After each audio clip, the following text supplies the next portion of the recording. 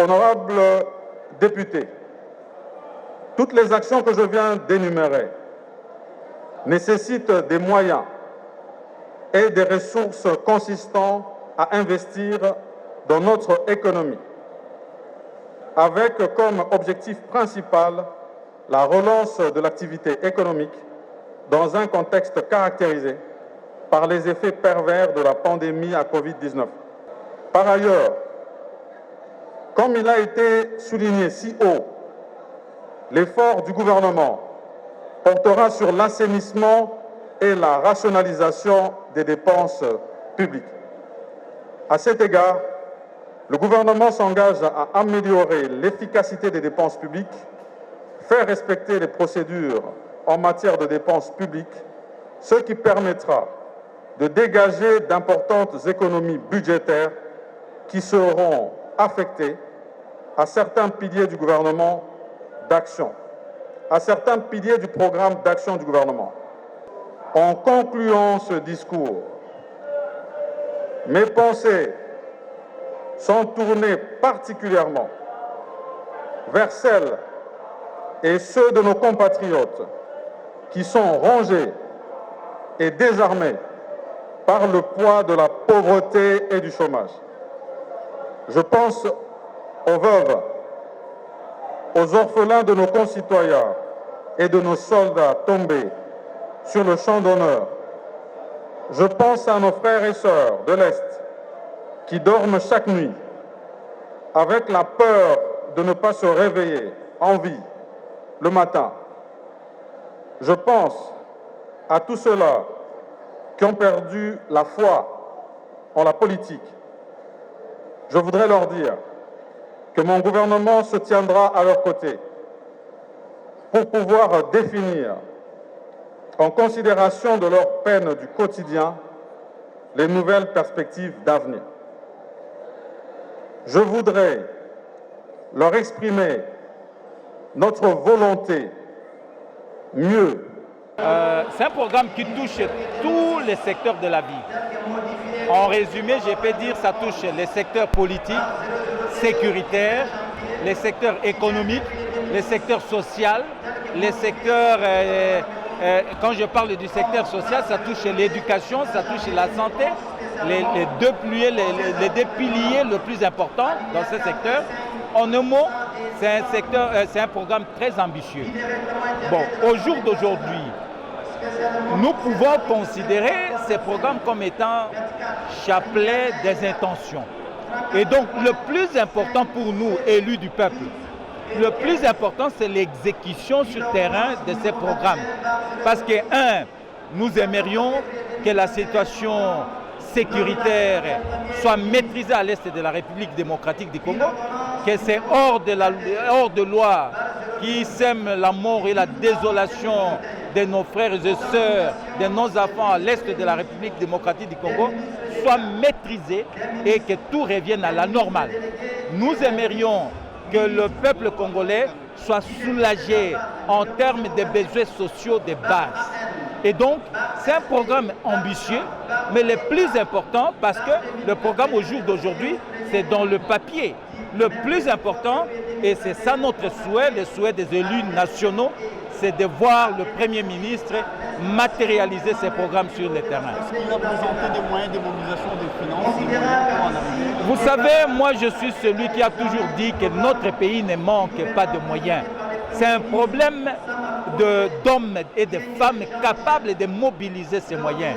Ce pays a beaucoup de moyens, mais ces moyens ne prennent pas la direction du trésor public très souvent. Et donc, si l'ambition est là, s'il y a le courage politique de maîtriser les réseaux mafieux qui pillent les ressources de notre pays, eh bien, nous n'aurons pas besoin, en tout cas, nous n'aurons pas un problème de moyens. Les moyens sont là, mais il faut les chercher, il faut boucher tous les trous pour canaliser les ressources de l'État vers le compte du trésor public. Et c'est faisable. C'est un problème d'ambition, c'est un problème du courage politique. Parce que le mal est profond dans notre pays.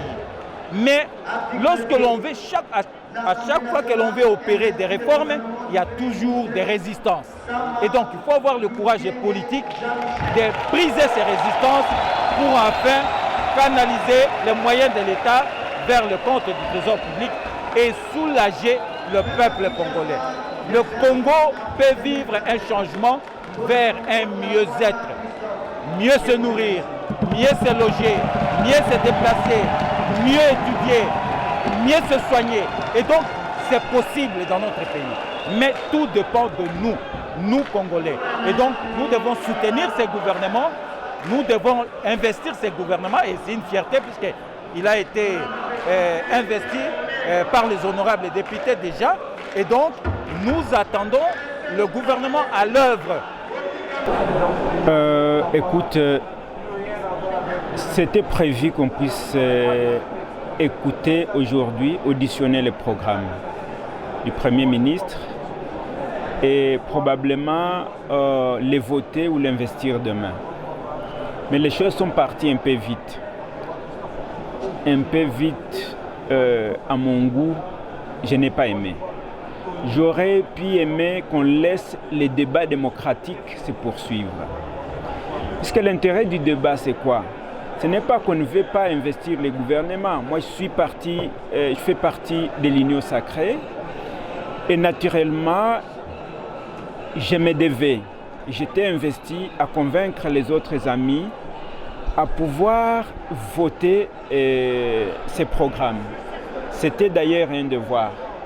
Mais les débats démocratiques autour de ces programmes ont un avantage de l'enrichir, de faire constater les faiblesses de ces programmes et de les corriger, et de lui donner, je vais dire, son âme. Par exemple, je vais souligner 3 ou 4 points qui étaient importants pour moi.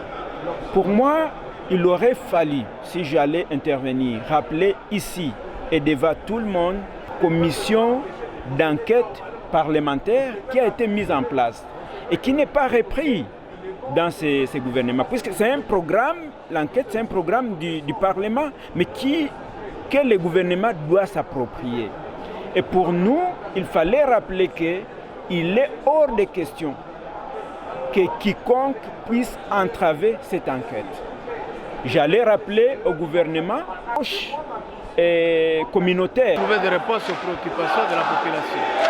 Les attentes de la population sont nombreuses et nous pensons que les membres qui composent ce gouvernement doivent être à la hauteur et mesurer la grandeur des responsabilités qu'ils portent maintenant pour essayer de trouver des solutions comme de la population. Les responsabilités, bien sûr, mais les moyens mobilisés deviennent un problème sérieux. Comment y parvenir? Non, le problème des moyens au Congo, ce n'est pas ça réellement le problème. C'est un problème de mégestion qui a élu domicile dans notre pays.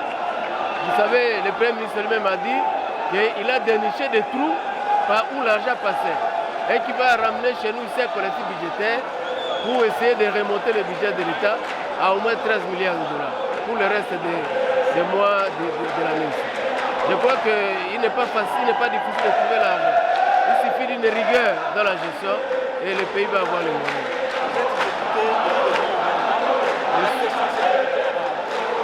Et oui, il y a ce problème sécuritaire, mais il y a déjà des signaux que le chef de l'État lui-même a donnés.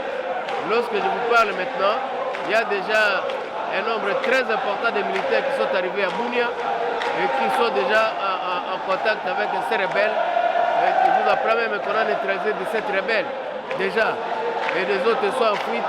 Je crois qu'avec la volonté qu'affiche le chef de l'État de mettre fin à cette histoire, dans les mois qui suivent ici, on aura un peu de la calmie à l'histoire. C'est à moi de vous remercier. C'est d'abord l'environnement dans lequel nous évoluons. On n'a pas le droit à l'erreur, on n'a pas le droit à perdre du temps. Il faut vite doter le pays d'un gouvernement qui s'occupe des questions sociales et sécuritaires. C'est pourquoi je crois que sans réfléchir, sans trop de tergiversation, les élus du peuple ont voté l'investiture de ce gouvernement. Nous avons toujours une main sur le gouvernement avec les initiatives parlementaires. Le contrôle parlementaire pourra nous aider à suivre l'action. Donc voilà. Et donc, en termes de mobilisation des moyens, quelles sont les garanties que le Premier ministre a données devant permettre à cette réalisation maximale de ces programmes ambitieux? À ce stade, c'est d'abord la volonté et l'accompagnement de nous tous. Ce n'est pas l'action seule du Premier ministre. Nous devons nous tous mettre la main dans la pâte, l'aider à atteindre sa mission. Nous, Congolais, chacun dans ce qui le concerne. Je crois que ce n'est qu'à partir de ça qu'on peut espérer que la maximisation des recettes pourrait être du vécu. Les sentiments vraiment les plus nobles et puis surtout des joies. Parce qu'il faut voir que notre pays est parti de loin. Il fallait lancer les programmes de déboulonnement, c'est que le président Félix a dû faire. Et aujourd'hui, on a quand même un gouvernement issu d'une union sacrée. Et nous espérons vraiment de bonnes choses à cela. Parce que là, la gestion du pays ne sera pas seulement un parti unique qui dépasse ou autre, mais c'est la gestion de tous les partis qui se sont unis pour promouvoir notre pays. À votre avis, les secteurs prioritaires qui ont été évoqués, la sécurité, oui, la justice, est-ce qu'il y a des moyens qui seront mobilisés? Croyez-vous à cela? Est-ce que ce sont des ambitions réalistes ou fantaisistes? Non, pas du tout fantaisiste dans le sens que nous sommes un grand pays, il ne faut pas l'oublier. C'est quand même un continent et nous avons toujours vécu en dessous de nos privilèges. Et aujourd'hui, si on vous redonne à être optimiste sur votre pays, je ne vois pas les mal, au lieu d'être toujours pessimiste. Voilà, donc il y a des fonds, on en a et on en a beaucoup.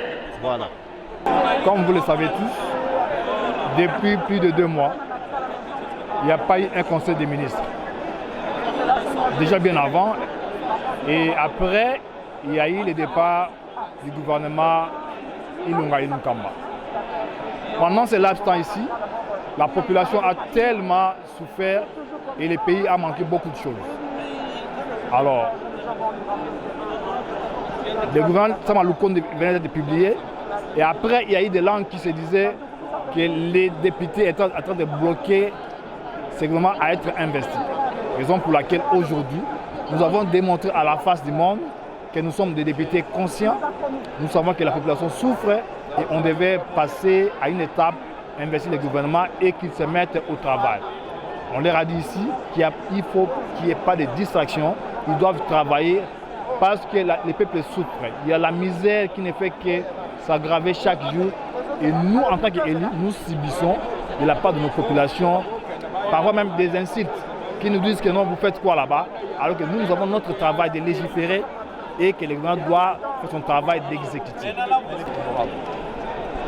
Vous le savez très bien qu'on vote le budget une fois l'an. Ça a été déjà voté à la session de septembre. Là, on va faire les collectifs budgétaires et il va se déminer. Avec nous ensemble, on va l'accompagner pour qu'il puisse réaliser tant soit peu son droit. Parce qu'on ne peut pas voter le budget 2 fois. Alors, on est là, en tant qu'humain. Il y a juste un problème de volonté. On va mettre un peu de volonté cette fois-ci pour que les choses puissent un peu être boostées, de manière que la population se retrouve. Donc, on est là pour ça et nous voulons que le pays décolle. Merci beaucoup. La manière dont il sera exécuté et sera appliqué. Donc, il y a eu le problème qui préoccupe tous les Congolais. Il y a eu un problème de la sécurisation du territoire et le problème des réformes constitutionnelles. Voilà ce qui nous a poussé vraiment aujourd'hui à voter le programme du gouvernement de Sama. Quel est le secteur prioritaire présenté dans ce programme? Je crois qu'il y a la sécurité, l'économie et les réformes constitutionnelles, comme je venais de le dire. Donc le peuple peut s'attendre à des résultats qui vont changer les dents? Oui, je crois que le peuple, si ce programme est suivi comme il vient de le dire, et qu'il est en train de revoir en ce qui concerne les budgets, je crois qu'il y aura un retour au pouvoir d'achat du peuple congolais. C'est ça vraiment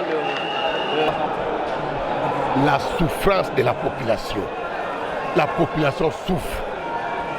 Les gémissements à l'est du pays, c'est ce qui a poussé les députés à se décider valablement et souverainement. Quels que soient les programmes, des accroches, des hauts et des bas, les députés, étant donné qu'ils sont les managers de la population, c'est décider souverainement d'investir ce gouvernement et de voir dans les 6 mois, compte tenu des contrats de performance que le Premier ministre va signer avec chaque ministre. Alors nous allons évaluer ça dans 6 mois et nous verrons, on va se décider. Compte tenu de la situation économique du moment, nous observons, parce que tel qu'il a dit là, il n'a pas de moyens. Il va chercher des moyens par-ci par-là pour faire face à son programme. Merci. Je m'appelle Honorable Ardingo Beyoto, élu de Bassan Koussou.